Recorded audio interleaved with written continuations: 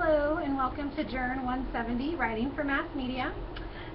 For those of you that don't know me, my name is Professor Romo. I'm an assistant professor of journalism and public relations here on the main campus of CVU. My office is located in James 362, and my office hours are Tuesday from 9 to 11 and from 12 to 2. Normally I'm around, I teach Monday, Wednesday, Friday, so I am around all week. It's just, you can definitely find me if you need to meet with me at that point. So this class is a writing course. We really are going to dive into, hence the title, Writing for Mass Media, media writing. Specifically, we're going to look at things that you need to know to write for large outlets in terms of journalism, newspapers, magazines. It's going to be more of that style writing. That should help you along the way. Not every single week will I be doing a video lecture. I try to do them every other week. Or every week as I can, but I definitely commit myself to doing a video update once every other week, and then just an announcement update the other weeks, the off weeks. So odd weeks, you should definitely have a video update. The agenda for this week is for you to really review the course syllabus, read the first 2 chapters of the Kovac, and then the Harrower book. Harrower is Inside Reporting, and Kovac is Elements of Journalism.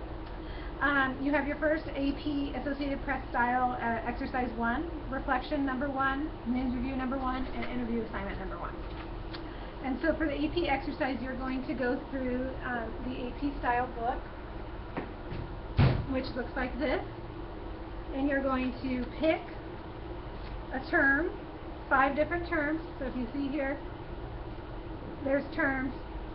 For example, this one here says Bank of America. Ooh, there we go. Bank of America Corp. So when I say pick a term or pick an entry and write it, you literally would write Bank of America Corp, formed in 1998, a merger of, and then whatever it is, and write this verbatim, and then you'll write a couple of sentences, and then for each one using the term Bank of America Corp in it. Associated Press is a style that's used in media writing for abbreviating certain nuances that are used in newspaper and print journalism. So there's certain things in there that you need to learn about it, so that's what this book is for. And that's for AP exercise number 1. Every AP exercise is the same. What you're going to do next time is then, if you started with B, next time maybe go to L. And then pick from L 5 different ones and do that. So it'll be up to you to rotate them in your AP exercises.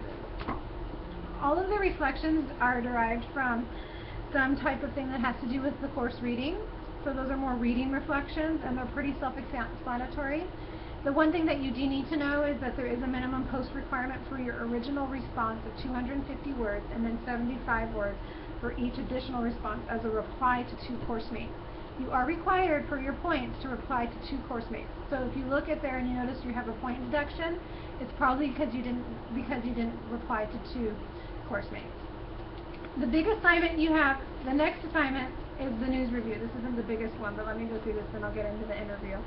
The news review is really, you just need to find 2 articles on the internet, one about local and one about national news, and then you need to answer 3 questions. 1, you're going to write 1 paragraph summary for each article, so 2 total paragraphs, 1 for each article, paragraph, and then identify 5 news writing basics from chapter 3 of the Harrower book that you found in the article. What we're doing is we're using journalism as verification, and we're kind of verifying the journalistic integrity and composition of the piece to see if it matches with what we're learning in the Inside Reporting book about media writing. And so then you will post that as a discussion board and then respond to 2 classmates. What I'm looking for in that is in your response to classmates is that you've read the article and then your take on how they feel it meshes with Harrower's 5 news writing basics from chapter 3. Important thing about this, blogs do not count. You need to make sure that this is a reputable media outlet. The Huffington Post does count. They are considered reputable in their journalistic integrity, even though they're blog style. But you need to think of Huffington Post, ABC, MSNBC, Fox, all those reputable mass media outlets to verify this from. Not that blogs aren't acceptable in terms of mainstream journalism. The point is that blogs their journalistic reverence of integrity can be questionable depending on who's writing the blog. So for this sake of this assignment, I want you to focus on mass media outlets, since more than likely it'll fit with the 5 points you need to look at. Now, the interview assignment is something you need to get started on early. There's a whole slew of things you need to go through here. But the main thing is that the primary goal of this exercise is to get you used to interviewing, because you're going to be writing a lot of different articles that are going to require for you to do interviews. So now what you're going to do is going to conduct an interview with somebody that you want to, that's an interesting subject to you that you would want to write about. I suggest that you either do it with somebody in the class, go through the class roster and email them and ask them if you can do the interview with them, or do it with somebody at your work or career you aspire to go into. Those would be my two options. However, if you can't find anybody, then somebody from your church. You need to stay away from friends and family. Somebody that's in your close, intimate circle. Stay away from that. Go onto the outside. Ideally, you'll want to do this interview either in person or by phone. However, if you get to a time crunch, an email interview would be fine. However, in terms of journalism and journalistic integrity, the best interviews are done in person. Second choice would be by phone. Third choice would then be by email. And so, definitely Skype is a great option. FaceTime, things like that, that would count as an in-person interview.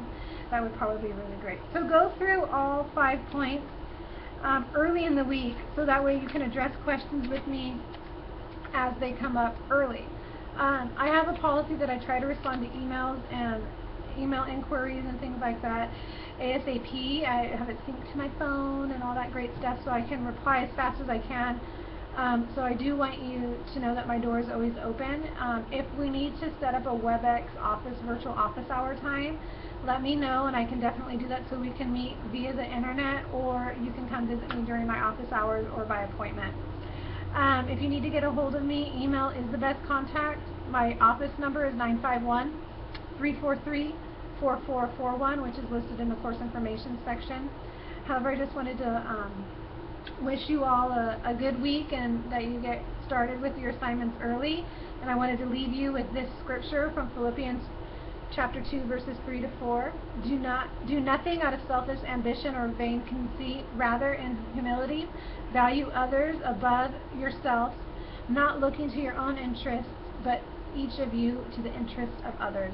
And to kind of think of that as this semester, as we go through writing for mass media, and how we have the power of the pen to share information with others, and how we need to be looking out to the best interest of others and not to ourselves as we learn to write in this subject area.